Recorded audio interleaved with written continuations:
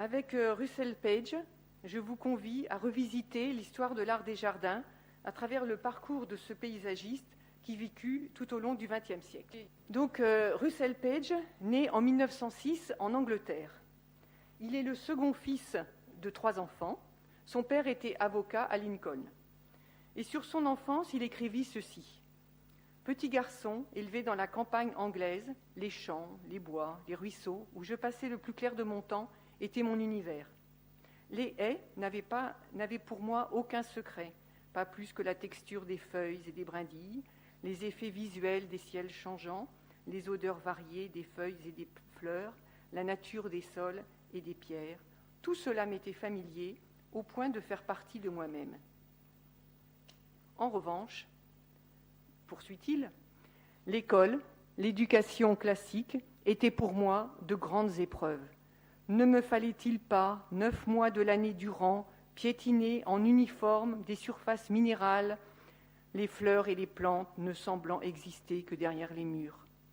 Désespéré, j'écrivais chez mes parents et je recevais de temps en temps des boîtes à chaussures pleines de primes-verts ou d'astères, à l'étonnement méprisant de mes camarades.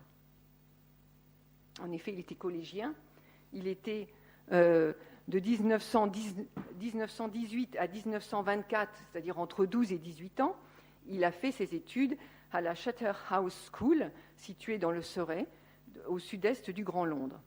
C'est une des grandes public schools anglaises. Et Michel Baridon, qui a écrit le livre « Les jardins, paysages, jardiniers et poètes », dit « Russell Page reçut le genre d'éducation qui discipline tout en encourageant l'originalité. Il y remporte un prix d'art. Et on va voir qu'il va continuer ses études d'art. À 14 ans, il tombe en arrêt devant une campanule, Campanula pula, qu'il achète. Pour 1 shilling, elle fut à moi et m'ouvrit grand un monde inconnu.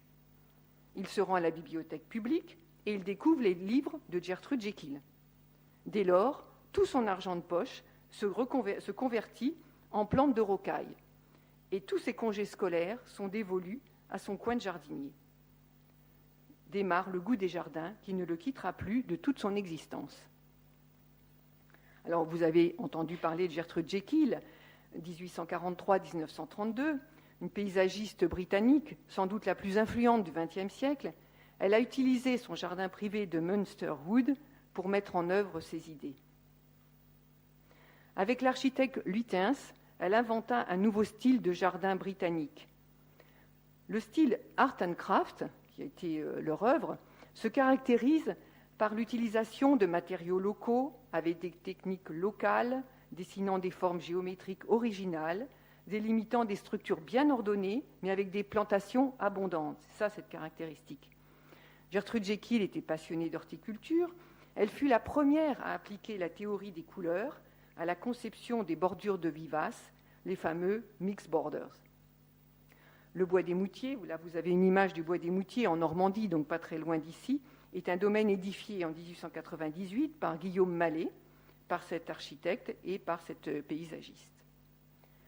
Alors, il se trouve que Charterhouse était très proche de Munsterwood, de l'autre côté de la vallée. Et en 1924-1926, à ce moment-là, Russell Page a 18-20 ans, Russell Page se rend chez Gertrude Jekyll et il visite son jardin. Elle a 81 ans.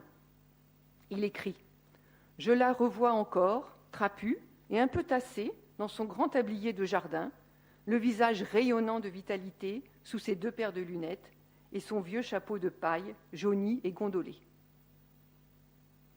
Alors, donc, on voit l'influence de Gertrude Jekyll. Autre personne qui va beaucoup l'influencer, c'est Lawrence Johnston. Lawrence Johnston, c'est celui qui a créé les jardins de Highcote Manor. Donc, c'est l'archétype du jardin à l'anglaise. Pourtant, donc, il a été créé par cet Américain naturalisé britannique, Lawrence Johnston. Ce jardin reflète les influences italiennes d'une part et celles du mouvement Art and Craft d'autre part. En effet, on observe le contraste entre les espaces cloisonnés par les haies et les longues perspectives classiques débouchant sur le panorama d'une vallée.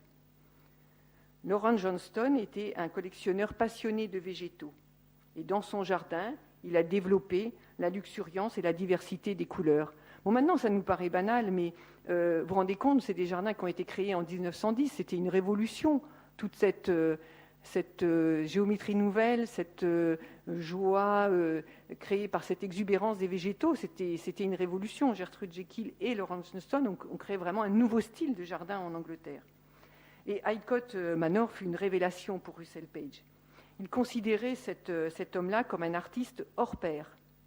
Et il écrit lui-même, « Le principe de ce jardin est sa fragmentation en une série de petits enclos autonomes. » Et il salue également son audace en matière d'association de végétaux, rare pour ces années-là.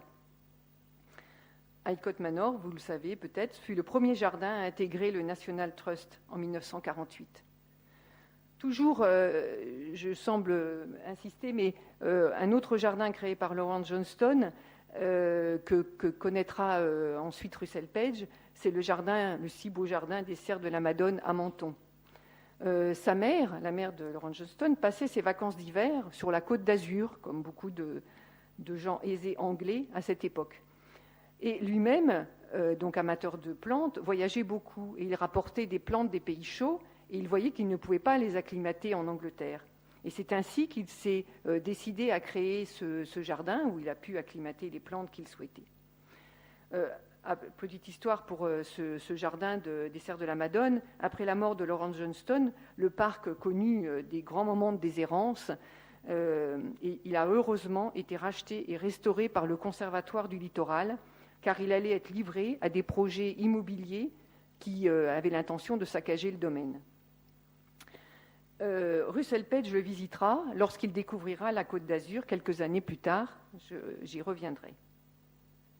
Alors, on continue, on est toujours avec le jeune Russell Page, on continue sa formation. Donc, il était intéressé, tout jeune homme, par la musique et les beaux-arts. Il chantait bien, paraît-il. Et il dit « L'étude des peintres et des sculpteurs m'amena à m'intéresser à l'architecture ».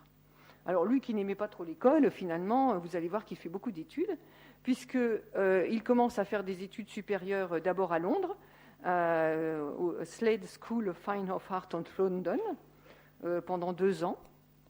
Et puis ensuite, il vient en France et il étudie les beaux-arts à Paris pendant 5 ans. Donc ça fait quand même une belle formation en matière d'art et beaux-arts. Et sa vie professionnelle va commencer dans ces années 30. Et finalement, comme il est mort, je ne vous l'ai pas dit, mais il est mort en 1985, il aura eu 50 ans au moins de vie professionnelle. Il se lie d'amitié avec André de Vilmorin, qui est de la même génération que lui. Et André de Vilmorin était issu d'une dynastie de pépiniéristes parisiens, et ses ancêtres avaient travaillé pour le roi. Et ainsi, il fit découvrir au jeune Russell Page, qui arrivait en France, l'art classique, et particulièrement le jardin à la française, et les jardins de Lenôtre, puisqu'on voyait bien, il a complètement une formation des jardins à l'anglaise et des jardins du début du XXe siècle anglais, mais tout à découvrir du jardin à la française. Et ça l'intéresse beaucoup. Et puis, deuxième rencontre parisienne, en 1935, il rencontre Stéphane Boudin, avec lequel il collaborera toute sa vie. Ils se sont aidés l'un et l'autre dans leur vie professionnelle. Stéphane Boudin est un décorateur français qui fut directeur de la maison Janssen. C'est une maison qui a été fondée en 1880 par le Hollandais Jean-Henri Janssen, qui était un cabinet de décoration intérieure parisien à la clientèle prestigieuse. Et Stéphane Boudin décorera notamment la salle à manger du château de Leeds Castle. Et ces 2 personnes, André de Vilmorin et Stéphane Boudin, lui ouvrent leur carnet d'adresses. Et il connaissait beaucoup de gens aisés, influents et amateurs d'art, de jardin et de paysages. Alors, dans les années 1930, il visite la France et il découvre dans la région parisienne les châteaux et les jardins français. Et c'est ainsi qu'il découvre donc les œuvres de Lenôtre, évidemment Versailles, mais aussi celle du marquis de Girardin. Alors là, on est dans le parc paysager, mais le parc paysager tel que vu en France. Il visite aussi le jardin et les châteaux de Chantilly, composition qu'il trouve assez magistrale. Évidemment, c'est un jardin d'eau, et comme vous allez voir qu'il est très, très intéressé par l'eau, ça l'intéresse incroyablement. Il admire le travail d'Achille Duchesne. Vous savez que Henri et Achille Duchesne, c'était le père et le fils, qui ont été des paysagistes français extrêmement importants en France, qui ont, par rapport à, si je simplifie, une histoire de l'art des jardins, donc il y a eu les jardins français. Ensuite, il y a eu toute cette, il y a eu tout ce goût pour les jardins à l'anglaise, et puis on est arrivé à la fin du XIXe siècle par un retour, vous savez, l'effet de balancier habituel, un retour au souhait de jardins plus réguliers, et Henri et Achille Duchesne ont contribué à soit restaurer des jardins à la française, soit faire revenir des jardins qui avaient été transformés en jardins paysagers, leur redonner recommencer les jardins à la française. Donc Achille Duchesne fut le paysagiste attitré de la haute société à la fin du XIXe et au début XXe siècle. Il dessina plus de 6000 jardins. Il restaura de nombreux parcs de châteaux en France, notamment Vaux-le-Vicomte, Champs-sur-Marne et Voisins. Le château de Voisins, son chef-d'œuvre. Il fut surnommé le prince des jardins par Ernest de Ganay, qui le fit travailler au château de Courrens, qui effectivement est une pure merveille. Donc on voit bien, vous voyez, tout le jeune Russell Page emmagasine tout ça. Gertrude Jekyll, Laurent Johnston, le Nôtre, Duchesne, tout ça, ça l'imprègne.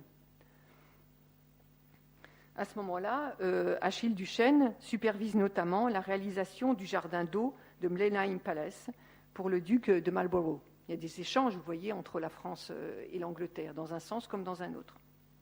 Et lui, à son tour, Russell Page, en 1932, redessine les jardins du château de Boussy-Saint-Antoine, château aujourd'hui disparu.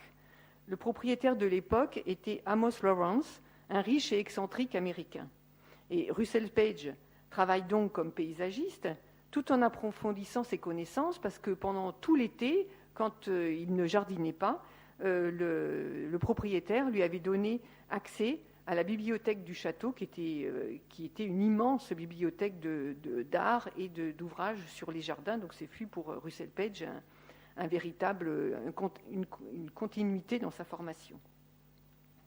Et Gabrielle Van Zuylen, dont je vais vous parler plus tard, qui a été son ami et sa biographe, dira de Russell Page: il médita sur la netteté du jardin français classique et apprit à l'intégrer à ses propres conceptions.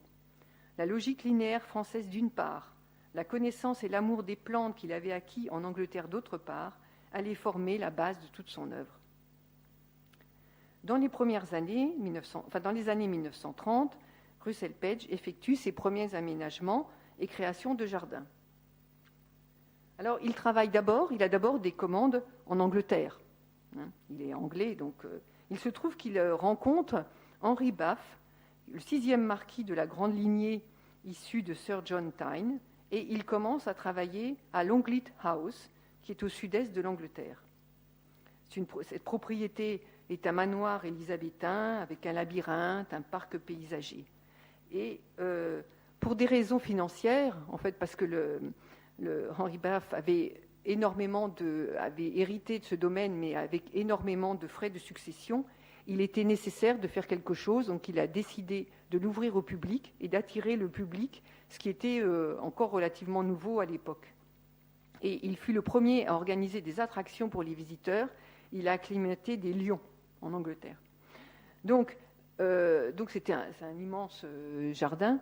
Au XVIIIe siècle, Capability Brown, vous savez, le paysagiste très connu anglais, avait remplacé le jardin classique, parce qu'autrefois en Angleterre, il y a eu des jardins réguliers, parce qu'il y a eu un moment où les jardins de Lenôtre avaient fait école dans toute l'Europe. Les Anglais avaient, au moment de leur révolution, voulu manifester aussi leur indépendance de vue et qu'ils n'allaient pas se plier au jardin régulier français, puisque eux, ils étaient des Anglais. Et donc, ça correspondait à ce souhait de créer des jardins anglais, parce qu'en même temps, ils avaient retrouvé la liberté, parce qu'ils posaient les jardins de le nôtre comme des jardins réguliers où on est obligé de filer droit. Tandis qu'eux, en Angleterre, ils avaient beaucoup plus de souplesse.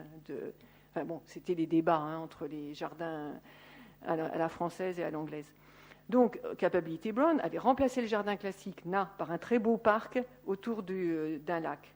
Et au début du XIXe siècle, Humphrey Repton était intervenu également sur ce jardin. Donc à ce moment-là, c'est Russell Page qui intervient sur Longleat et qui trouve, lui, que Capability Brown n'avait pas tout à fait raison de faire un jardin paysager, en tout cas aussi près du manoir élisabétain, parce que lui, il trouvait que le jardin devait être beaucoup plus régulier, proche de la maison, ce qui est la conception du jardin mixte, vous savez, beaucoup plus régulier près du château, et puis que le jardin paysager s'accorde mieux quand on a une maison ou un manoir à la campagne. Enfin, voilà, donc ça c'est des querelles d'école. Donc la restauration du domaine de Longleat, alors à l'abandon, fut la première des commandes qu'il reçut, et il suivra ce jardin toute sa vie. Ensuite, deuxième commande, 1936, Leeds Castle, dans le Kent. Donc, avec le propriétaire, il rajeunit le parc, il dégagea les perspectives oubliées et il rénova les plantations vieillissantes. Il suivra ce jardin toute sa vie, puisqu'il créera en 1980 un très beau jardin de cottage sur le jardin qui s'appelait le jardin de Culpeper, nom des propriétaires de Leeds Castle au XVIIe siècle. Toujours en Angleterre, vous voyez une image de Russell Page, encore jeune homme, il écrit des articles pour la revue Landscape and Gardening. En Angleterre, à ce moment-là, c'est toujours l'effervescence en matière de création de jardins. Là, on va parler du jardin de Sissinghurst, qui a été créé par Vita Sackville-West en 1938, et qui est un merveilleux jardin en Angleterre. Ce que l'on connaît beaucoup de ce jardin et qui a été admiré et copié, c'est le jardin blanc, effectivement merveilleux, du jardin de Sissinghurst. Mais il comporte bien d'autres endroits très agréables. Et puis, il commence à voyager, il commence à travailler également en France.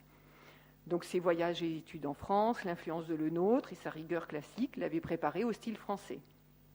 Mais au niveau stylistique, justement, à ce moment-là, il est probablement plus proche de Le Nôtre que de Gertrude Jekyll, parce qu'il a l'impression, avec Le Nôtre, d'avoir découvert quelque chose de nouveau. Donc Stéphane Boudin, dont on avait parlé, vous savez, le décorateur français, lui avait fait rencontrer Albert Prouveau. Alors, Albert Prouveau, c'était un magnat du textile, un fondateur de la maison Dior, un éleveur. Non, je vous dis des bêtises. Albert Prouveau, pas du tout, c'était le patron, je confonds avec Mi Voisin, dont je vais vous parler dans un instant. Donc Albert Prouveau, c'est le patron de la lainière de Roubaix, qui a créé le Verbois entre Lille et Roubaix. Donc c'est lui qui a recomposé tout le jardin, tous les éléments maçonnés que vous voyez, et déjà utilisé tous les éléments d'eau pour mettre en valeur ce jardin. Et ce que je voulais vous dire, c'est qu'après, au décès de Albert Prouveau, il y a eu un article dans La Voix du Nord qui disait que Albert Prouveau n'avait pas été simplement un grand patron, mais il avait été aussi un voyageur, un amateur d'or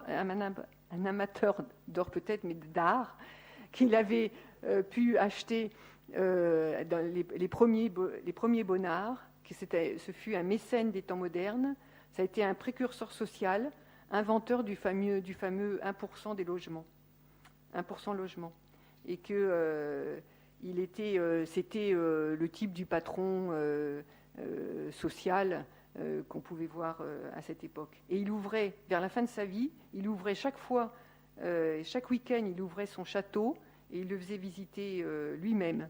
Voilà, c'était un petit clin d'œil à la mémoire de cet homme-là. En 1938, là, c'est un autre bonhomme, parce que c'est pas tout à fait pareil là. Marcel Boussac, c'est pas tout à fait le même genre de personne. Donc il débute des travaux au château de Mivoisin, dans le Loiret, qui est un rendez-vous de chasse du XVIe siècle, donc au bord du Loing, à 140 km au sud de Paris. C'était la propriété de Marcel Boussac, donc c'est lui, le magnat du textile, fondateur de la maison Dior, éleveur de chevaux de course. Et Russell Page a vraiment fait ses premiers travaux. Il aimait beaucoup, vous savez, l'eau. Et il se trouve que le Loing, donc la rivière le Loing, passait près du château. Elle passait même dans les terres de Mivoisin, mais pas devant le château. Et il a fait des pieds et des mains pour obtenir que le Loing soit détourné. C'est quand même pas facile, pour pouvoir l'intégrer à sa composition et l'intégrer à sa composition du jardin. Il a fallu demander aux autorités françaises qui ne sont pas friandes de ce genre de transformation. Ensuite arrive la guerre, 1939-1945, qui marque un temps d'arrêt pour beaucoup. Cette guerre le fit voyager aux États-Unis, au Proche-Orient, en Inde, à Ceylan, aujourd'hui Sri Lanka. En effet, il était parfaitement bilingue et dès 1940, il a été recruté pour faire des émissions radiophoniques vers la France et pour organiser le French Service de la BBC. En 1942, il a eu une mission aux États-Unis pour mettre sur pied, avec les Américains, un service d'émission radiophonique en langues étrangères. En 1943-1944, il sera muté au quartier général du Caire pour organiser et assurer la propagande alliée vers l'Europe du Sud et les Balkans. Et en 1945, il sera envoyé à Ceylan avec le grade de lieutenant-colonel. Après la guerre, en 1945, eh bien, il revient en Angleterre, désargenté et sans situation. Et les choses avaient beaucoup changé. Beaucoup de familles fortunées avaient pu disparaître, beaucoup se virent ruinées, avec des incidences pour les jardins. Quand, avant la guerre, on pouvait compter 10 jardiniers dans un domaine, après la guerre, les propriétaires ne pouvaient plus n'en employer que 3. Donc, avec cette raréfaction de la main-d'œuvre, il a fallu les propriétaires faisaient des choix. Ils ont abandonné les très grands potagers, ils les ont réduits, et ils ont arrêté avec les plates-bandes trop compliquées. Et donc, en 1946, Russell Page décide quand même de s'installer à Paris. Et il s'installa pour 16 ans à Paris. Il renoie avec ses copains, Stéphane Goudin et André de Villemorin. Et André de Villemorin lui propose, non pas un emploi, mais disons un bureau, quai de la Mégisserie à Paris. Et je pense qu'en l'échange d'un appartement qu'il lui donnait pour faire une sorte de bureau d'études, il avait la charge de populariser les plantes, les arbustes et les arbres testés par les Villemorins, les faire connaître. C'était un échange comme ça. Et Russell Page se remit à créer des jardins adaptés au temps nouveau, des petits jardins plus faciles à entretenir, avec moins de jardiniers. Comme paysagiste, il fait le choix d'une sorte de fidélité à une tradition réinterprétée, extrêmement inventive et virtuose sur le plan végétal, qu'il déploie dans de nombreux pays d'Europe. Il dit « J'apprécie pour ma part les jardins bien charpentés, à la structure affirmée, les allées nettes et clairement tracées, les murs bien bâtis, les dénivellations marquées, sans équivoque. J'apprécie les bassins, les canaux et les terrasses d'allées. » Alors, il travaille en France, dans la région parisienne, mais très vite, il se met à aller sur la Côte d'Azur.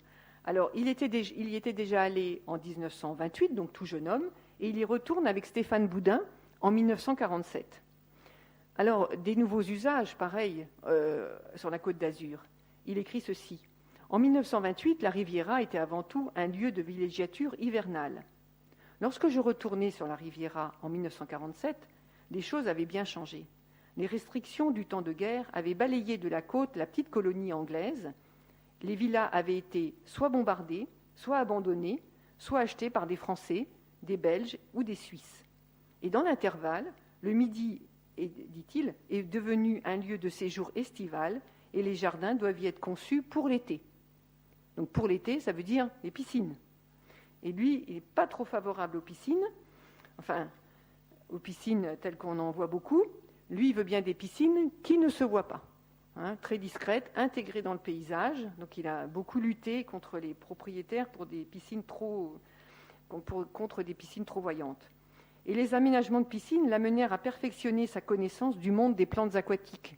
Donc il essayait de monnayer avec les propriétaires qu'au lieu d'avoir le bassin entouré de terrasses pour mettre les chaises longues, non, il fallait faire des bassins ou des étendues d'eau discrètes avec des plantes aquatiques qui longeaient et puis qu'on pouvait toujours se débrouiller à marcher, puis à se baigner éventuellement. Mais voilà.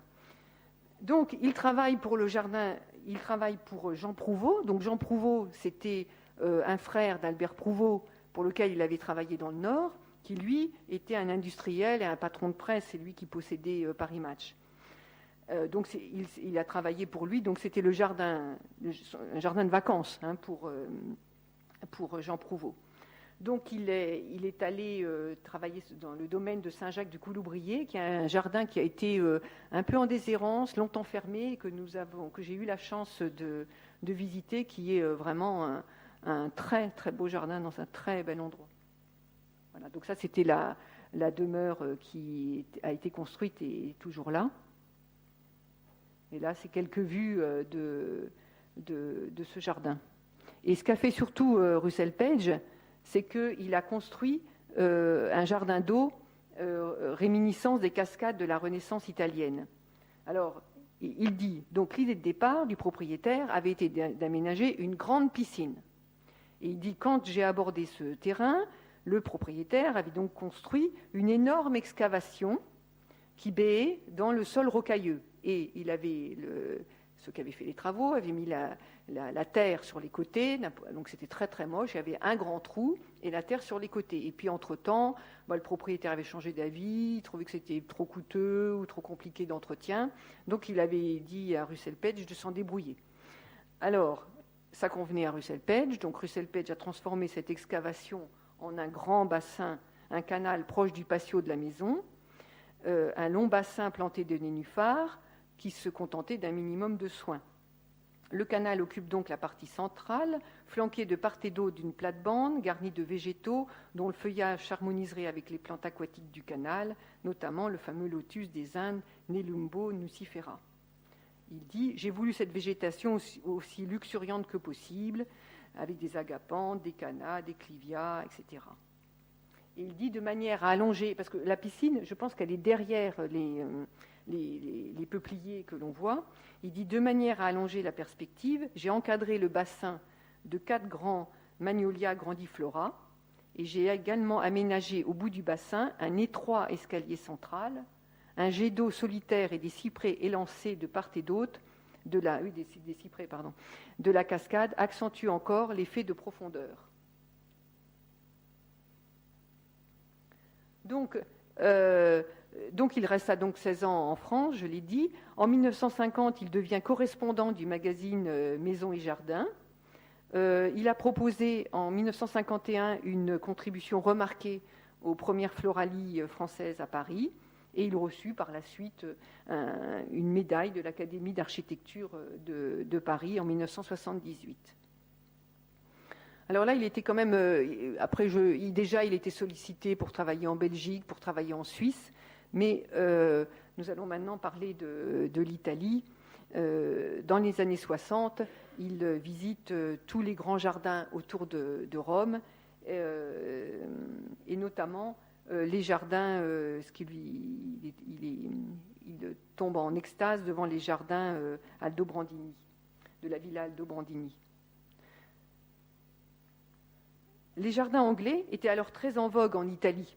Beaucoup de vieilles familles romaines connaissaient les jardins de Gertrude Jekyll et souhaitaient les prendre pour modèle.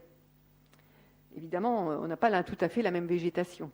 Donc Russell Page passa le plus clair de son temps à adapter sa formation britannique au contexte méditerranéen des oliviers, des cyprès et des pins parasols.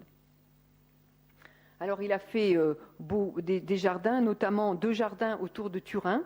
D'une part, les jardins de la Villa Agnelli à Villar Perosa. C'était la maison de campagne de Giovanni Agnelli, le patron de Fiat à partir de ces années-là. Donc c'était un jardin qui était qui était une sorte de valleuse, une vallée encaissée, un peu difficile, où il a créé 11 petits étangs qui se succèdent en chapelets. Et c'est là que, en fait, il avait des compétences en architecture, de paysagiste, mais probablement d'ingénieur des eaux et forêts, parce que c'est très souvent que dans sa vie, il a été amené à aménager, à faire vraiment de la construction et à aménager des circuits d'eau dans des endroits redoutables, parce que évidemment beaucoup d'endroits sont vallonnés et donc c'est tout à fait difficile. Il cherche l'eau, c'est une idée de base, chercher l'eau et après organiser le circuit de l'eau pour à la fois arroser les jardins et aussi pour créer une composition autour de l'eau. Autre jardin, les jardins de la villa Silvio Pellico, toujours près de Turin. Donc Silvio Pellico, c'était un écrivain et un poète italien du début du 19e. Et pour ce site en pente raide, la solution adoptée est une succession de terrasses reliées par des marches le long d'un axe central. Et Gabriel Van Zulen écrira « De tous les jardins européens de Russell Page, celui de la villa Silvio Pellico exprima le mieux son extraordinaire capacité à tirer le parti des sites. C'est l'une des plus belles réalisations de Russell Page. » Et un autre, Andrews Wilson, qui a écrit un livre Paysagistes qui ont marqué le XXe siècle, écrira « On voit l'utilisation magistrale du site et de sa topographie. » C'est vraiment la qualité de Russell Page. Ensuite, tout à fait un autre lieu. Là, on a été autour de Rome, on a été autour de Turin. Là, on est autour de Naples, les jardins La Mortella, dans l'île d'Ischia, dans la baie de Naples. Là, il a travaillé pour un compositeur anglais, William Walton, et sa femme argentine, Susanna. Donc, La Mortella, ça veut dire la petite myrte.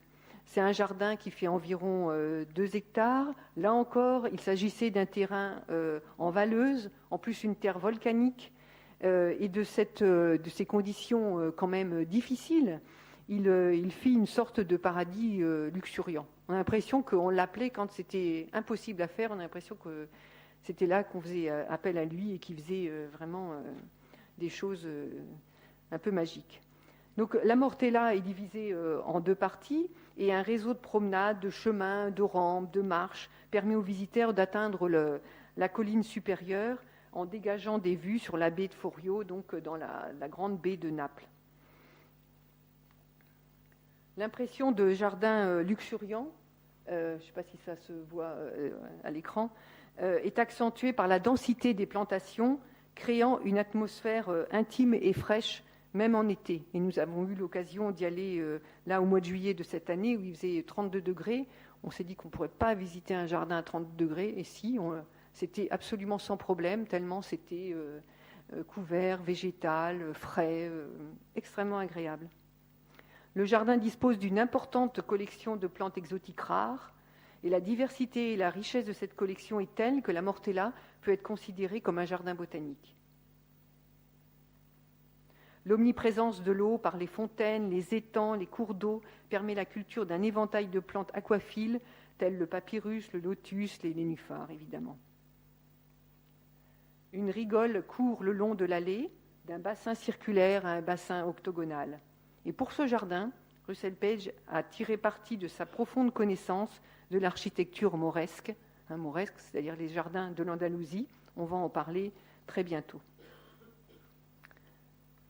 Et puis, en 1962, donc on a vu, il est allé en Angleterre, enfin il était allé en France, ensuite en Italie, il faisait aussi des jardins en Suisse et en Belgique. Il décide de retourner vivre à Londres. Il a envie de retrouver son pays. Et il dit qu'il il commence à jardiner pour lui dans un petit jardin et qu'il a un plaisir fou de jardiner en Angleterre. Le jardinage en Angleterre est une activité rafraîchissante. Les jardins y font partie de la vie comme nulle part ailleurs, excepté peut-être au Japon. Un climat maritime original a produit un accord presque unique entre le sol, les plantes, les animaux et les gens. Il y a là une alchimie qui les relie dans une curieuse harmonie immanente. Alors c'est là qu'il écrit son livre « L'éducation d'un jardinier ». Je vais y revenir tout à l'heure. Donc en 1962 sort son livre qui est à la fois une autobiographie, un livre sur la composition des jardins. Enfin c'est un livre tout à fait passionnant, je vais vous en parler. Alors maintenant on arrive ici, on arrive en Normandie, parce que oui, il était reparti en Angleterre, mais très vite, il s'est rendu compte qu'il allait quand même pas se mettre à la retraite directo comme ça, qu'il avait encore des commandes, et de toute façon on l'appelait, et que la Normandie finalement c'était un peu un climat anglais. Donc il a accepté de faire encore des commandes, et vous allez voir, c'est pas fini. Donc en 1967, il rencontre Gabrielle Van Zuylen, qui deviendra son amie et sa biographe. Alors, elle était propriétaire des haras de Varaville, et elle lui avait demandé quelque chose qui lui avait fortement déplu, c'était de faire un jardin autour de cette maison, une maison moderne qu'elle avait bâtie avec son mari, qui déplaisait totalement à Russell Page, et Russell Page le disait carrément. Donc, il a travaillé à faire en sorte de faire disparaître cette maison, enfin, en tout cas, à masquer la rudesse et les aspérités. Il recouvrit le talus avec divers arbustes de taille et de texture différentes pour adoucir l'ensemble. Mais il discutait franchement avec Gabrielle Van Zuylen, et c'était des... je veux dire, ils discutaient ensemble. De toute façon, c'était elle qui lui faisait les commandes, et puis lui, il essayait de faire valoir son avis. Et il se trouve que je suis allée voir ce jardin ce matin. Jardin qui, alors, Gabrielle Van Zuylen est malheureusement décédée en 2010. La propriété a été vendue. Le haras existe toujours. J'ai eu la chance de rencontrer ce matin celui qui a été jardinier depuis une trentaine d'années et qui s'occupe toujours des haras, qui nous a fait montrer un peu l'état. C'est catastrophique. La maison est en ruine. Le jardin... alors, on voit tout ce qui est la structure. On reconnaît Russell Page, parce qu'il y a des jardins, d'autres jardins à voir. Mais enfin, c'est que pitié. Hein. C'est dramatique. Alors, nous avions visité avec Nicolas Tomland, qui va parler tout à l'heure, 3 jardins en Normandie, parce que nous avions besoin de voir des jardins créés par Russell Page. C'était moins loin que d'aller en Italie. Donc nous avons visité le jardin du manoir de la Bruyère au Villars. Cette maison du XVe siècle domine un paysage de collines douces et de vergers de pommiers du pays d'Auge. Et son propriétaire, Hubert Faure, était, apparemment on en reparlera parce que ce propriétaire probablement a été vendu, est un fervent admirateur justement du jardin de Lawrence Johnston à Idcot Manor. Et désireux de ne pas éclipser la vue charmante qui s'offrait à la maison, Russell Page dessina autour de celle-ci 7 chambres de verdure reliées entre elles et presque closes. Et pour Gabrielle Van Zuylen, ce jardin normand est l'un des chefs-d'œuvre de Russell Page. Et effectivement, c'est absolument magnifique. Autre jardin que nous avons visité. Hein. L'image... il n'y a plus d'image. C'était un jardin d'eau. Le jardin de... C'est bizarre. Russell Page était chargé de réaliser un jardin d'eau au château de Pont-Trancard, un château du XVIIe siècle, à Ancourt, proche de Dieppe. Et c'est un château qui appartient à M. Bamberg.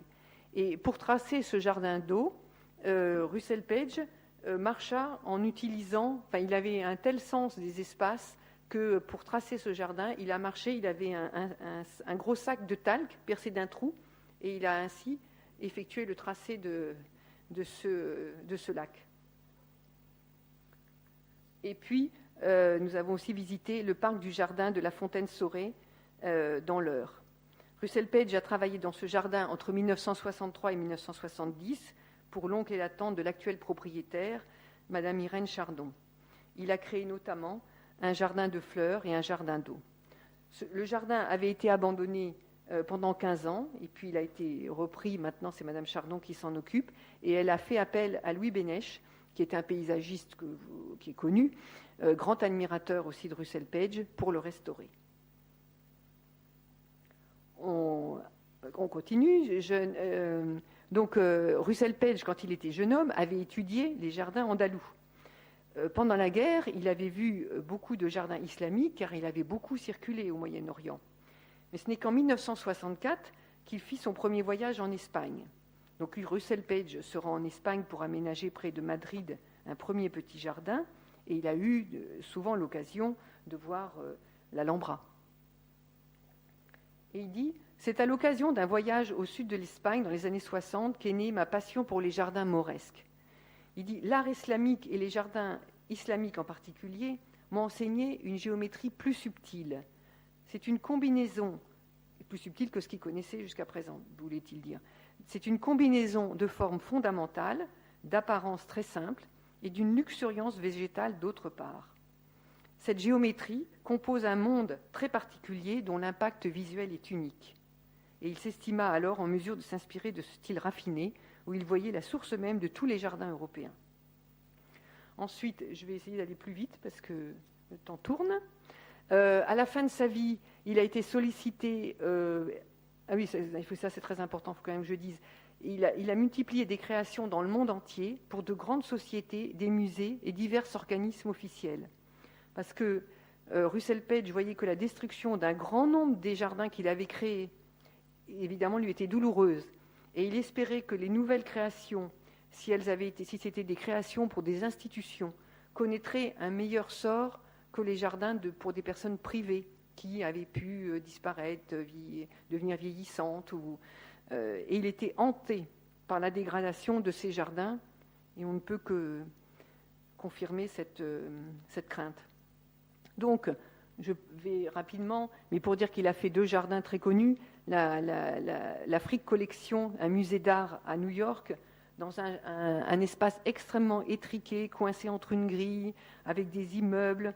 Il a réussi à trouver, comme d'habitude, le meilleur parti du jardin, en créant encore une fois un bassin, et puis en palissant tous les murs avec des poiriers, avec des glycines, des clématites. Et il fit, en résumé, un oasis de calme au milieu de la frénésie new-yorkaise. Et puis enfin, à 74 ans, en 1980, il crée au nord de New York un jardin de sculpture au siège de PepsiCo à Purchase, et il fut chargé de transformer ce domaine. Il y travailla, alors qu'il avait 74 ans, il y travailla pendant 5 ans, 6 mois par an. Et il a intégré des sculptures qu'on lui avait demandé d'intégrer et qu'il a choisi, je pense, aussi avec les commanditaires. Donc ça, c'est les oiseaux de bienvenue qui sont à l'entrée de ce parc. Et puis, il meurt en 1985. Il a 81 ans. Il meurt à Londres. Il sera enterré en Angleterre, dans le petit cimetière de Badminton, propriété de ses amis, le duc et la duchesse de Beaufort. Selon sa volonté, sa tombe ne comporte aucune inscription. Alors le bonhomme, d'apparence il était intimidant. Ses yeux sombres, pénétrants, étaient enfoncés dans son visage aux contours anguleux et au crâne dégarni. Il était plutôt taciturne, il avait un caractère entier. Un jour que des clients ne comprenaient pas la dimension d'une allée de 2 mètres qu'il voulait construire, il s'allongea sur le sol et il leur dit « Voilà les 2 mètres ». Alors, l'éducation d'un jardinier, c'est un ouvrage d'environ 400 pages qui a représenté la somme de son expérience. Il avait à peu près 57 ans quand il a écrit ça. C'est un livre très admiré qui a été étudié par des générations d'étudiants et d'amateurs de jardin. Et il dit « Je sais que l'art paysager ne peut s'enseigner par la théorie pure. La nature profonde des plantes et des roches, de la terre et de l'eau s'apprend et se découvre au moins autant par les mains que par l'intellect. C'est en effet un autodidacte permanent qui privilégie le contact avec la terre et qui est attentif à toutes les personnes qui lui apprennent quelque chose sans souci de hiérarchisation sociale. Il disait que tous les gens qui pouvaient lui apprendre quelque chose étaient les bienvenus, que ce soit les clients, les amis, les jardiniers, les maçons, les ouvriers, les architectes, les horticulteurs, les propriétaires, les amoureux des jardins, les botanistes, les étudiants, les écrivains, les sculpteurs, les peintres. Il veut bien apprendre de tout. Et il dit qu'il a travaillé pour plein de gens. Il a travaillé pour des gens très riches, vous avez pu le voir, pour des industriels, des gens très fortunés, et puis aussi pour des professionnels et pour des amateurs et des gens beaucoup moins fortunés. Il avait l'amour des jardins. 3 éléments fondamentaux ont guidé sa création: le génie du lieu, l'eau et les plantes. Alors le génie du lieu, évidemment, le genius loci. Il disait que quand on lui disait lui demandait de faire un jardin, il écoutait ce que disait le propriétaire, mais il allait immédiatement faire le tour des alentours, faire le tour de la campagne, pour voir quelles étaient les plantes indigènes, pour voir ce qui venait bien. Et puis après, il se mettait face au jardin, et c'est là l'œuvre de création, l'œuvre d'artiste. À ce moment-là, il attendait de savoir ce que le jardin, enfin que le site avait à lui dire, pour qu'il crée le jardin. Et ça, c'est lui. Ça, c'est l'alchimie qu'il arrivait à créer entre le lieu, ses connaissances, etc. Ensuite, l'eau, vous avez compris que l'eau était quelque chose d'incomparable. Et il dit, c'est Gabriel Van Zulen qui dit, en Angleterre, son pays natal, Russell Page s'imprégna du romantisme de l'eau. En France, il apprit comment l'eau ennoblit un jardin, l'importance des miroirs d'eau pour refléter le ciel, les nuages et les arbres, et pour animer les perspectives qui sans eux resteraient mornes. Et en Italie, il a appris la magie des bassins, des fontaines, des escaliers d'eau et les cascades des jardins Renaissance qui lui insufflèrent la passion des eaux courantes. Les plantes, ça va de soi, c'est un grand connaisseur de plantes. Et vers la fin de sa vie, il fit la connaissance de Robert et Jelena de Belder, qui devinrent des amis, qui avaient un arboretum en Belgique, célèbre dans le monde entier. Et il paraît que là, l'expert qu'il était se retrouvait apprenti chez les de Belder. Donc c'était un arboretum magnifique qui a accueilli qui existe toujours, qui est un jardin magnifique qui accueille toujours de nombreux stagiaires, qui les accueillait du temps où les de Belder existaient, vivaient encore. Donc il dit que pour créer un jardin, il agit, en fait il lui faut 3 regards, 3 compétences. Il est architecte, peintre et jardinier. Il dit d'abord, comme architecte, je me soucie en priorité des formes, des volumes, des textures et des diverses structures du matériau végétal. Ensuite, comme peintre, je me préoccupe de la couleur pour elle-même et pour les effets de relief qu'elle crée. Enfin, comme jardinier, je décide des végétaux dont je vais user et de la façon dont je vais les combiner. Et moi, j'ajouterais volontiers à ce qu'il a dit, ingénieur des eaux et forêts, parce que c'est quand même une grande compétence d'un haut niveau. Donc Gabriel Van Zulen a écrit en 1991 ce livre que je vous ai fait une petite vignette à l'écran. Donc cette femme écrit: dans ses plus belles réussites, Russell Page parvint à une harmonie intemporelle entre le naturel et l'intervention de l'homme. L'art des jardins, pour lui, est l'incessante et changeante recherche d'une alliance entre nature et artifice. Et donc c'est profondément désolant de voir cette femme qui a si bien parlé de Russell Page, voir le jardin de elle et Russell Page, voir cette transformation, c'en est choquant. Donc elle dit, le jardin est une forme, pour Russell Page, le jardin était une forme d'art insérée dans un site. Donc Russell Page, c'est une histoire des jardins à lui tout seul. Il situe ainsi son travail dans l'histoire de l'art des jardins. Comme la plupart des créateurs de jardins de ce siècle, j'ai d'abord subi l'influence très forte de l'œuvre de Gertrude Jekyll et d'Edwin Sweetens. Par la suite, au fil des années, mes activités m'ayant conduit en France et en Italie, mon regard a évolué au contact du classicisme français, plus formel et régulier, et de l'approche italienne, plus sculpturale. Russell Page a effectué un travail de synthèse des différents styles de composition des jardins. Il a d'abord étudié et utilisé toutes les formes de jardins européens, les jardins réguliers, les jardins paysagers, les jardins italiens et les jardins andalous. Le jardinier, en plus, ce jardinier paysagiste architecte a aussi enrichi ses perceptions paysagères en allant découvrir les jardins de culture extrême-orientale et américaine. Voilà, donc je résume.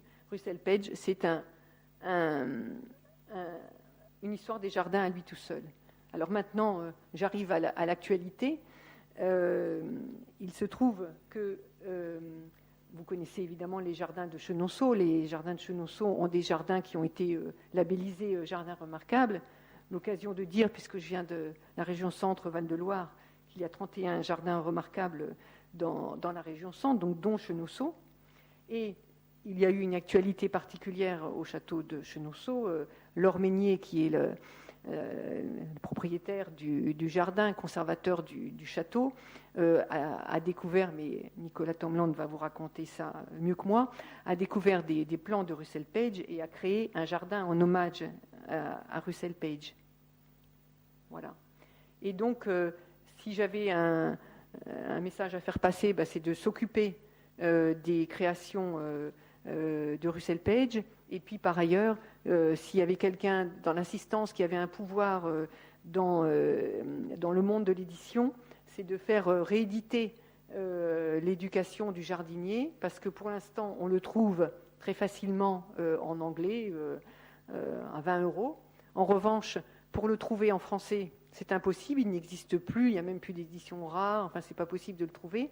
Et pour me le procurer, parce que je l'avais lu dans une bibliothèque, mais pour le relire, j'ai dû demander à l'imprimerie nationale de bien vouloir, enfin j'ai acheté, de bien vouloir faire la photocopie de l'ouvrage unique qui est conservé à la Bibliothèque nationale.